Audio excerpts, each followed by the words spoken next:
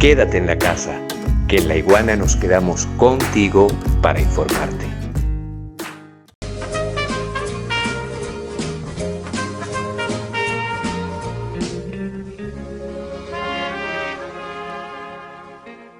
Si bien es cierto que lo que alcanzó la independencia fue la República de Colombia, también no es menos cierto que para el departamento de Venezuela la campaña y en especial la batalla fueron de especial significación.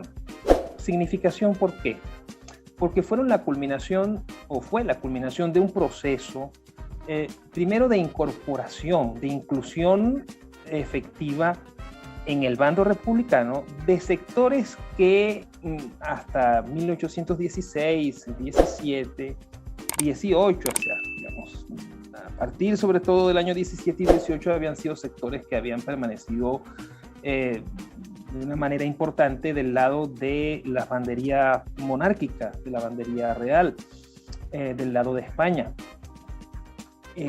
Esa incorporación de esos sectores va a estar signada, determinada, explicada por dos razones. La primera, por el efecto político de la restauración monárquica de 1814 y la llegada del pacificador y sus tropas en el año 1815.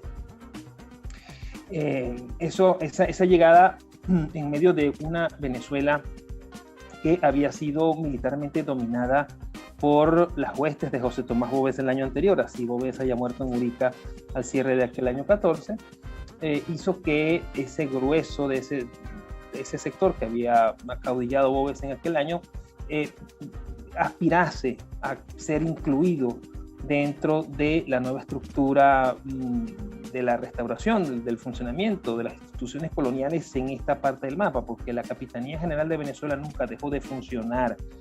Después de que Caracas da su ejemplo en 1810, la Capitanía General de Venezuela se muda a la ciudad de Maracaibo, y en la ciudad de Maracaibo va a funcionar todo este tiempo. Maracaibo va a ser realista hasta su pronunciamiento a favor de la República a comienzos justamente de ese año 1821.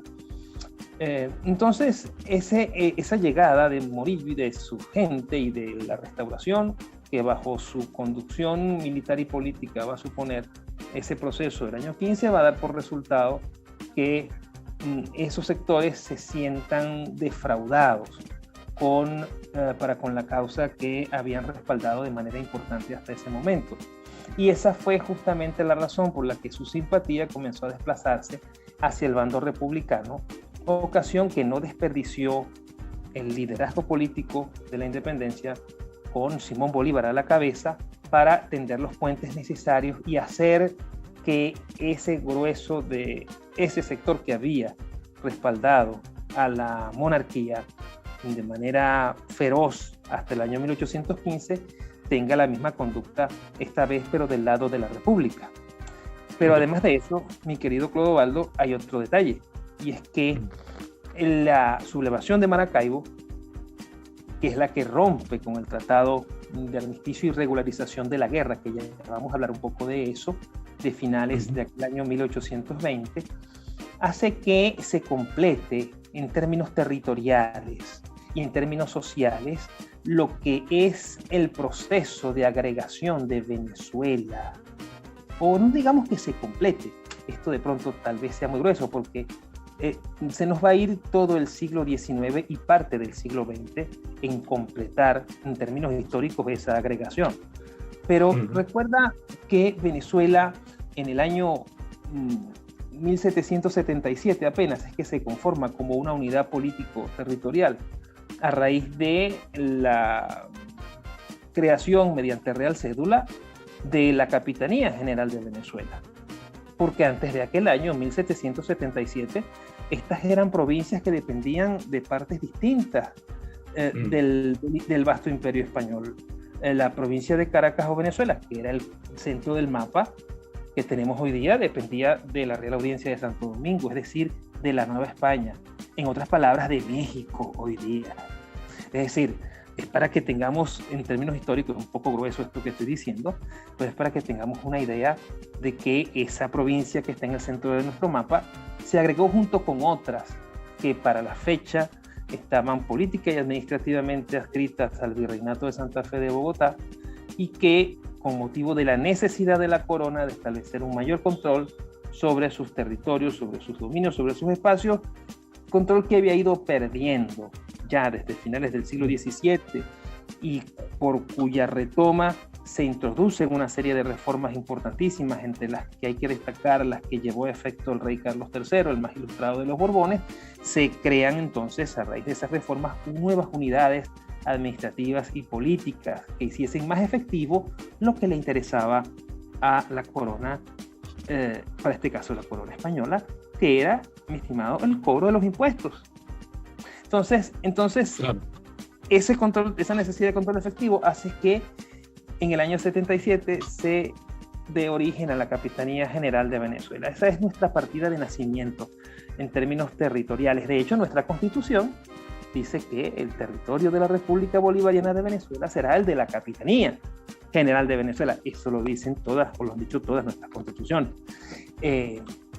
Esas provincias no se habían agregado. Más tenía que ver la vida de Maracaibo con lo que pasaba en Bogotá que con lo que sucedía en Caracas.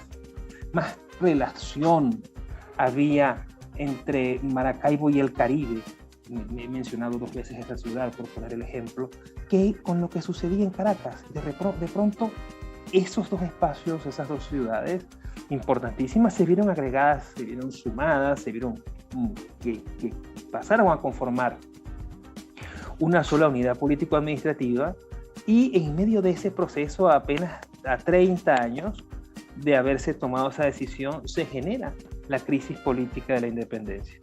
Entonces, no pensemos en un mundo como el que estamos nosotros aquí ahorita. Yo que te estoy viendo a través de mi aparato telefónico, conversando por esta cosa para que no se filtre el sonido y tal, y estamos en simultáneo, y cuando esto salga lo van a poder ver millones de personas. Pues estamos hablando de un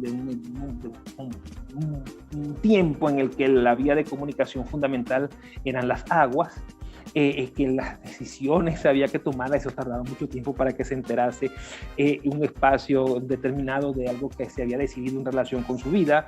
Los correos, las correspondencias se demoraban, entonces, y además de eso no había caminos, no había, en esto que va a ser Venezuela, no había posibilidad de comunicarse por tierra. Estamos hablando de espacios que demoraron mucho. Bueno, mucho es relativamente, es una apreciación tal vez un poco ligera de mi parte, pero que en todo caso para 1810 no había dado tiempo. No había dado tiempo. Entonces, la independencia también supuso eso para Venezuela,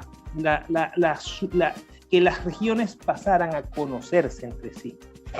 Los llaneros en la región centro-norte costera, los maracuchos con la gente de la región centro-norte, con los caraqueños, y dígame los orientales, que esa también era otra parte del mapa que no tenía nada que ver con el centro. Esa era la provincia de la Nueva Andalucía. Entonces, en la campaña de Carabobo, y la batalla en particular, va a suponer que esas porciones del mapa, que hombres en armas que representan esas porciones de ese mapa de Venezuela, que ha surgido al azar de todo este cuento que te estoy echando, se consigan, finalmente convergen en una acción que va a dar por resultado la independencia de Colombia, como consecuencia de ella la del departamento de Venezuela, pero en términos sociales y territoriales, esta es, mi estimado, la importancia de aquella campaña y en particular de la batalla de Carabobo.